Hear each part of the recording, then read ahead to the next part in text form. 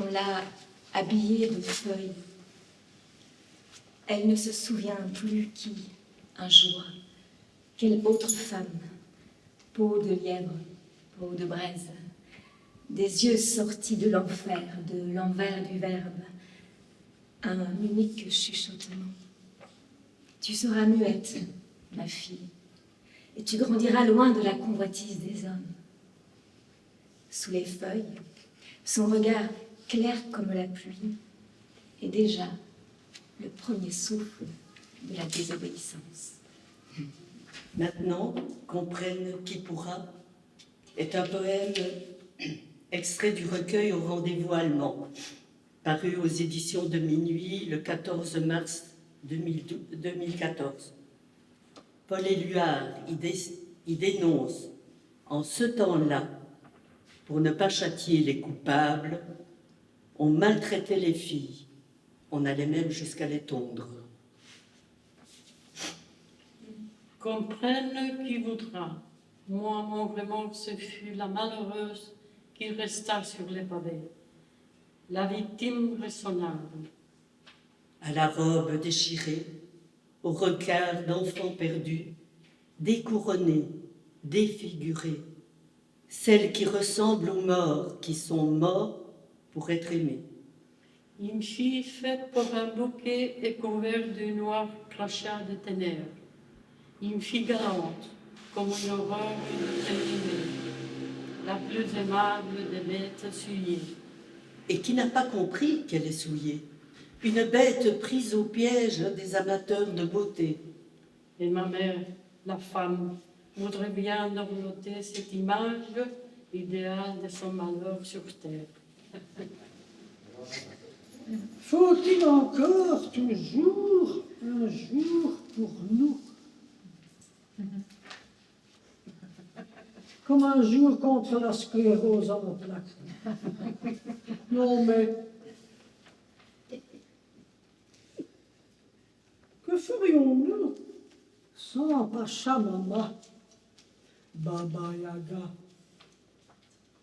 la fée Morgane, les Amazones, Dalila, Judith de Holoferne, les immortelles femmes de l'âge du bronze?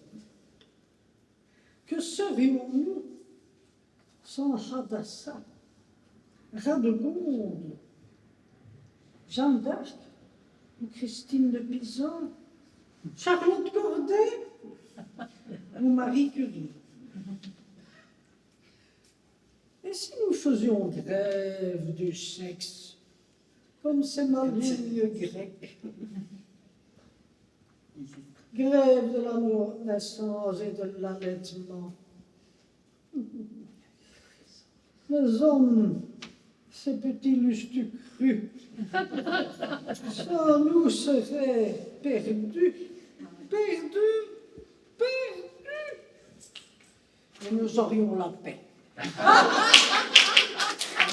Je suis allée retrouver d'anciens textes que j'avais écrits précédemment, dont un texte que j'ai écrit en 1984, ce n'est pas hier matin, et où je fais allusion à la mère qui m'a portée et qui n'a pas pu me garder parce qu'on ne lui a pas permis de me garder.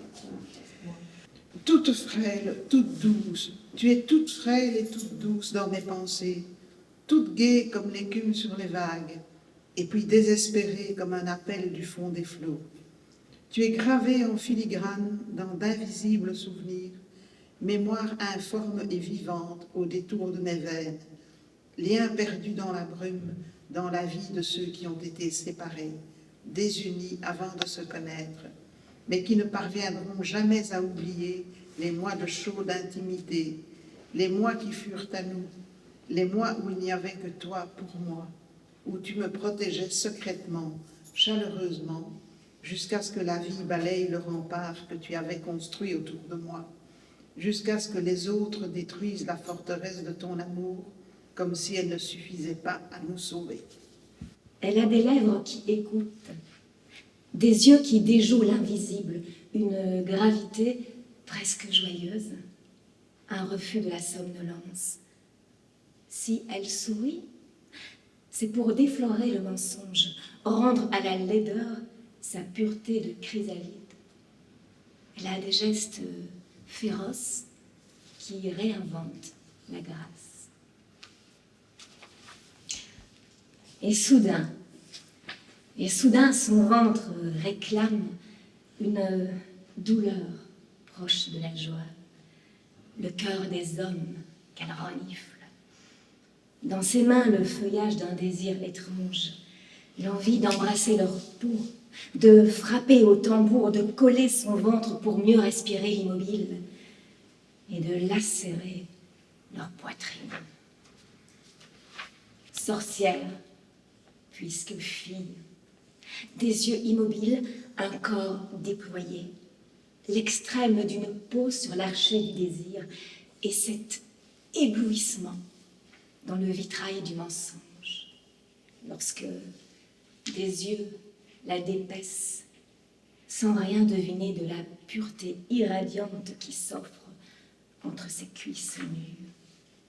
Toutes les femmes, vous allez dire, toutes les femmes sont bonnes, gentilles, belles, les heureuses, mais il y a aussi des femmes qui sont perverses, qui sont des femmes toxiques. Non.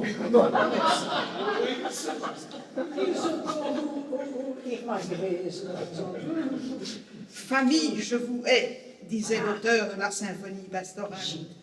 Mais il n'aurait pu proclamer sans goujaterie ce que moi, femme, je peux lancer à des consoeurs.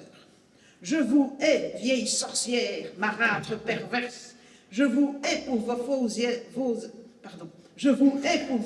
airs de dignité. Marie, couche-toi là, cachée à l'abri des alliances. Truie castratrice aux yeux glauques. Femelle d'un Belzébu éructant de coriaces crachats pétrifiés. Plésiosaure émergé d'un Styx antédiluvien. Vipère enfouie sous les sables d'un désert où l'amour agonise. Gorgone aux tentacules étouffantes, dont la puanteur efface jusqu'au parfum des roses. Hyène prête à dépecer comme charogne les rossignols et les colombes. Oui, je vous hais, Ève corrompue. J'attends les 3 coups qui sonneront le glas de vos déprédations et vous vouent aux gémonies d'un Hadès éternel et sordide. Na. Vous m'avez arrangé, Mr. Cru, ça va. Merci beaucoup, Marguerite, pour ces mots de vérité. J'ai écrit en 2011, donc j'ai peut-être changé d'avis depuis. Ah, j'ai cru comprendre que souvent femme varie. Myriam. Alors voici 2 portraits assez différents. L'un, c'est une femme des années début 1900, un poème d'Aristide Bruand. Elle avait sous sa toque de martre, sur la butte Montmartre, un petit air innocent. On l'appelait Rose. Elle était belle. Elle sentait bon la fleur nouvelle, rue Saint-Vincent. Elle n'avait pas connu son père et n'avait pas de mère. Et depuis 1900, elle demeurait chez sa vieille aïeule, où elle s'élevait toute seule, rue Saint-Vincent. Elle travaillait déjà pour vivre, et les soirs de givre, sous le froid noir et glaçant, son petit fichu sur les épaules, elle rentrait par la rue des Saules, rue Saint-Vincent. L'été, par les chauds crépuscules, elle a rencontré Jules, qui était si caressant qu'elle restait la soirée entière avec lui, près du vieux cimetière, rue Saint-Vincent. Mais le petit Jules était un voyou, un macron. Aussi, voyant qu'elle marchait pas au pas, d'un coup de surin lui troua le ventre, rue Saint-Vincent. Quand ils l'ont couchée sous la planche, elle était toute blanche. Même qu'en l'ensevelissant, les croque-morts disaient que la pauvre gosse était claquée le jour de sa noce, rue Saint-Vincent. Noir et clair, à 1000 lieues, dans sa chair démunie, aux ordres du vent, le feulement des regards. des amours. Déficelé, le cœur en fracas, la parole invisible, évidée de l'intérieur, un caillou dans le plomb, la prison où s'essoufflent les branchies du reste de sa vie. Vie, la robe, le cercueil de poison, enfilé, fermeture fermée, à 1000 lieues, asphyxiée. Elle survit. Alors ceci, c'est un texte d'une poétesse qui est née à Hong Kong en 1952, qui est américaine et qui est championne de bodybuilding. Le poème expliquera la suite. On m'appelle monsieur tout le temps. Des femmes, des hommes, des serveuses de restaurants, des commerçants derrière le comptoir, des stewards à bord des avions. C'est les cheveux courts, ça les trouble. Ou peut-être, est-ce parce que je me tiens la tête haute, les jambes écartées, j'ai les épaules larges, les avant-bras épais. Ou peut-être, est-ce ma montre bracelet pour homme? Je suppose que c'est parce que j'ai des petits seins, des gros poings, que je marche avec les mains dans les poches, la tête haute, les jambes écartées, les épaules larges, les avant-bras épais, qu'on me prend pour un homme. Il est temps de répliquer. Eh, ne m'appelez pas monsieur, appelez-moi puissante, insolente, inspirée, sûre de moi, compétente, confiante, forte, fière. Ne m'appelez pas monsieur, appelez-moi puissante. Appelez-moi femme, qui marche à grandes enjambées.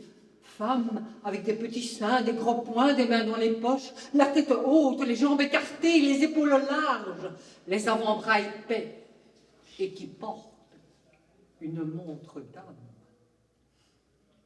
Ne m'appelez pas monsieur, appelez-moi puissante, appelez-moi étoile filante, appelez-moi océan, appelez-moi vague sur vague, appelez-moi vagin, appelez-moi femme. Une femme puissante qui soupire, une femme insolente qui aime, une femme inspirée qui travaille, une femme assurée qui chante, une femme compétente qui se réjouit, une femme confiante qui pleure, une femme forte qui psalmodie, une femme fière qui vient, une femme fière qui devient elle-même. Je flotte. Au clair-obscur de la lune, je flotte. J'absorbe la lumière. Mon ventre pointe, énorme, affranchi de toute lourdeur. Plus de jambes, plus de pieds, plus de bras, plus de visage. Des collines de mes cuisses à mon ventre. Un fil d'Ariane, une auréole de silence, un infini de beauté. Veine, ruisseau aux 1000 noms grouilles de vie, converse sous des gouttes d'abondance. De lassitude muette, je m'étanche, nudité offerte, couverte de traces et ronde, si ronde, sous les d'eau de l'univers. N'aie crainte, toi qui respires en moi. N'aie crainte. Ma main calme le linéaire des questions, ma paume de sa chaleur épouse la pèlerine de ton haleine. Et l'eau ruisselle, liquide de poussière, l'eau de mer vibre, insuffle une marée que je ne contrôle pas, un flux qui baise ta peau, tes lèvres, tes rêves. À nos deux corps mêlés, l'eau s'ébroue, touche du nom de la paroi, rougeoie l'étoffe de nos sens. En suspens, dans la boîte noire du temps, je goûte la blancheur de ton âme, ce tatouage invisible, enfermé sous le drap cutané de la chair. J'écoute l'engramme de ta présence et laisse germer l'aube immaculée de ta prochaine naissance. Noyé d'humus, gorgé de terre, je me risque à t'aimer. Juvénal qui n'a sûrement pas honoré la journée de la femme. La femme que tu veux épouser, pourquoi l'épouser? De sa première nuit, tu paies le sacrifice. Car si Marie naïve, tu viens sans artifice, mettre à ses pieds ton cœur amoureux et perdu, le joug sera pesant. Sois-en bien convaincu. Une femme toujours règne sur sa conquête. Elle peut bien aimer, mais se fait une fête d'exploiter, de vexer l'époux le plus chéri. Ainsi, plus on est apte à faire un bon mari, plus on doit de l'hymen éviter la surprise. Tu ne pourras jamais, sans qu'elle l'autorise, donner, vendre, acheter quelque objet que ce soit. Sur tes amitiés même, elle étendra ses droits. Quel programme! Et ça continue. Ce poème est, je vous préviens, mesdames et messieurs, pas uniquement un poème, mais un poème commenté de manière doctorale. Oui, ça va partir en sucette, c'est clair. Du titre d'abord, en ce 8 mars, l'auteur est dans la thématique. Mais l'affaire commence mal. Je lis, car ici nous avons le corps du délit. Les sushis, c'est 6 choux. Comme les filles, à soucis, et les mecs à 6 sous. Vous aurez noté la comparaison malheureuse. Hein. L'auteur est-il en train de dire que les filles sont des bouts de poisson prédécoupés et prêts à être ingurgités, voire pire, mesdames et messieurs. Nous dit-il que les filles sont des morues? Je laisse cette question en suspens pour l'instant. Je continue. Sous le lit où je file, tu vas où tu veux, mon gars. Sans un sou, me plaît-il?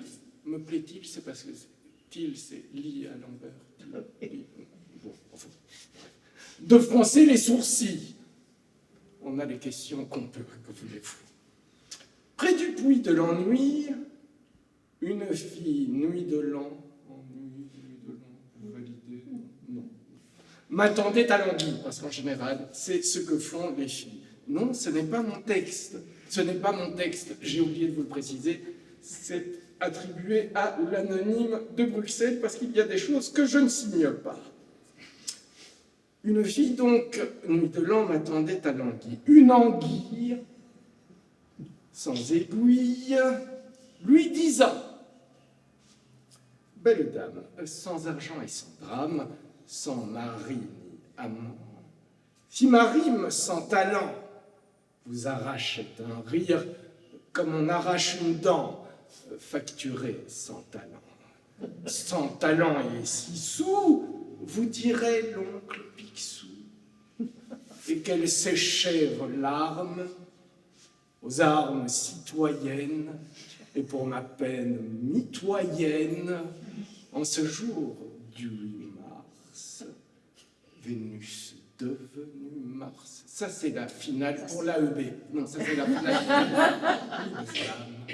avec mes hommages. Donc, ma fille fait un master études sur le genre. Elle adore Monique Wittig. Donc, je vais lire ça, c'est quelques lignes. Et j'ai pris le pronom personnel sujet « elle » pour vous toutes, mesdames. Et pour votre côté féminin, si je peux me permettre. Yes. Elles disent qu'elles ont appris à compter sur leurs propres forces. Elles disent qu'elles savent ce qu'ensemble elles signifient. Elles disent que celles qui revendiquent un langage nouveau apprennent d'abord la violence. Elles disent que celles qui veulent transformer le monde s'emparent avant tout des fusils. Elles disent qu'elles partent de zéro. Elles disent que c'est un nouveau monde qui commence. Et puis par rapport à cette fête, parce que j'étais aussi à un festival antiféministe à Anne-Sylviette, ma fille, et il y avait Fiona qui a écrit un beau livre, Lâchez-nous l'utérus, je ne sais pas si vous avez entendu parler, sur les nullipares, parce que refuser d'être mère, c'est bientôt un péché, mais tout le monde n'est pas apte et tout le monde n'a pas envie de devenir mère. Donc il faut accepter ça. Et elle a écrit aussi un viol sur Marâtre, le titre, et puis aussi sur toutes les violences faites dans la médecine obstétricale, c'est très important. Quand on peut arriver chez un gynécologue qui vous dit vous avez une béance, aucun sens, je suis soignante, aucun sens de la psychologie, donc il est temps d'être actif. Les femmes racisées, les femmes binaires, trans, j'avais une collègue qui était toujours tatouée et des femmes lui disaient mais vous êtes un homme, une femme, jamais, voilà, petite expérience, ça me vient comme ça. Et ça c'est simplement par rapport à la fête, disons les droits de la femme, ça à la limite c'est pour nous-mêmes, parce qu'il faut s'aimer soi-même et en profondeur, il faut faire du développement personnel, c'est très important, il faut passer à l'action. Fière de t'avoir dans ma vie, c'est toi qui rayonnes comme un soleil et rends la vie palpitante. Bonne fête de la femme, je t'admire pour qui tu es. Aujourd'hui est le jour idéal pour dire que je suis fière de toi et tellement chanceux d'avoir une femme inspirante comme toi dans ma vie et comme vous, mesdames. Merci. La femme grillagée. Ce sont les paroles de Pierre Perret, une chanson qui n'a pas été censurée, mais qui ne passe jamais sur les ondes. Il faut rester politiquement correct. Écoutez ma chanson bien douce, que Verlaine aurait su mieux faire. Elle se veut discrète et légère, un frisson d'eau sur de la mousse. C'est la complainte de l'épouse, de la femme derrière son grillage. Ils la font vivre au Moyen-Âge, que la honte les éclabousse. Quand la femme est grillagée, toutes les femmes sont outragées. Les hommes les sont rejetés dans l'obscurité. Elle ne prend jamais la parole en public parce que ce n'est pas son rôle. Elle est craintive, elle est soumise. Pas question de lui faire la bise. On lui a appris à se soumettre, à ne pas contrarier son maître. Elle n'a droit qu'à quelques murmures, les yeux baissés sur sa couture. Elle respecte la loi divine qui dit, par la bouche de l'homme, que sa place est à la cuisine et qu'Élisabeth des hommes, pas question de la faire savante. Il vaut mieux qu'elle soit ignorante. Son époux dit que les études sont contraires à ses servitudes. Jusqu'aux pieds, sa burqa austère est garante de sa décence.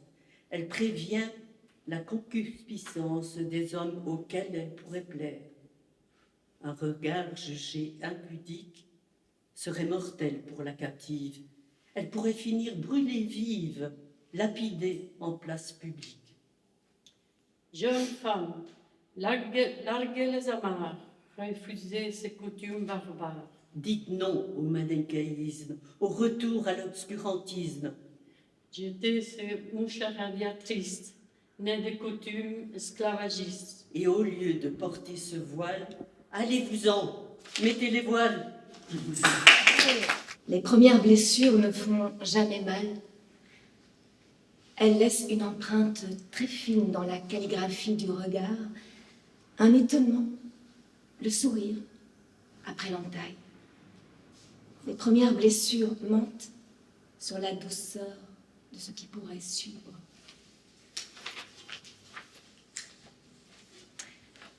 Elle ressent le désir, elle ressent la douleur à vif. Elle pressent le coup fatal dans un battement d'ailes immaculé. Pourtant, elle sourit. Et ce sourire la fait si légère que l'ensevelir serait impossible. Je termine.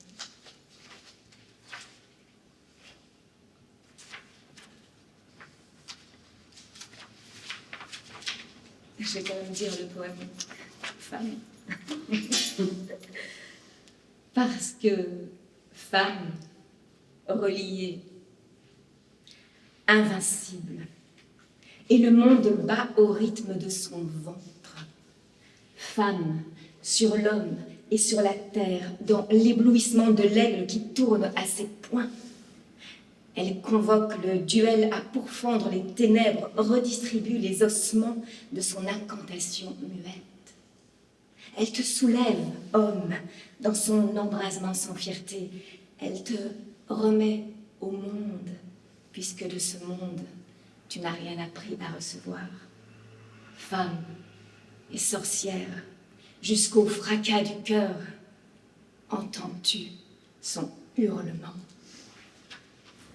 Pour toi qui me regardes tel que je suis, tu es ma transparence, mon désir, ma créativité, mon sentiment d'être tel que je me perçois, libre de toutes choses. En toi, je me savoure et seul le fait d'être compte. Je me regarde et je vois l'immensité en moi, transparence totale de la vie et source de lumière. Tu es là et me caresses du regard qui suit mon essence et l'aime profondément. Quelle plus grande joie que d'être ensemble, c'est désirer, c'est sentir et simplement être. C'est la complétude, l'accomplissement de l'amour qui satisfait l'âme en la rendant éternelle. Les oiseaux ouvrent leurs ailes au bestiaire des nuits mortes, la proclament souveraine et libre de sentir la terre au plus juste, la main au flanc des bêtes nées de sa lutte, trempée de sueur. Elle se roule dans les ombres, déchiffre par le corps la combustion qui la proclame sorcière, pieds nus sur les braises, loin déjà du petit simulacre de l'amour. Merci.